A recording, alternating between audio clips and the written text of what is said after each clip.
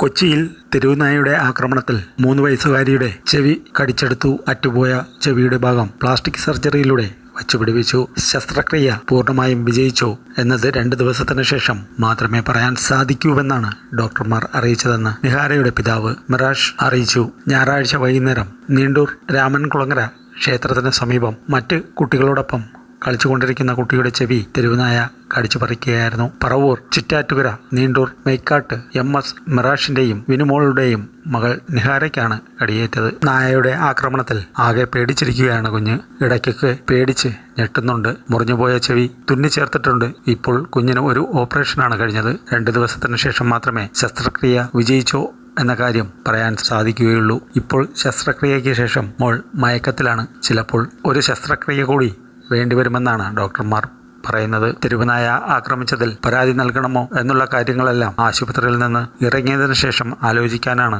തീരുമാനം. തെരുവുനായയുടെ ആക്രമണത്തിൽ പരിക്കേറ്റ നിഹാരയുടെ പിതാവ് മിറാഷ് പറഞ്ഞു. അതേസമയം പറവൂരിൽ 3 വയസ്സുകാരിയുടെ ചെവി തെരുവുനായ കടിച്ചെടുത്ത സംഭവത്തിൽ പ്രതിഷേധം ശക്തമാക്കുകയാണ് നാട്ടുകാരും യുവജന സംഘടനകളും.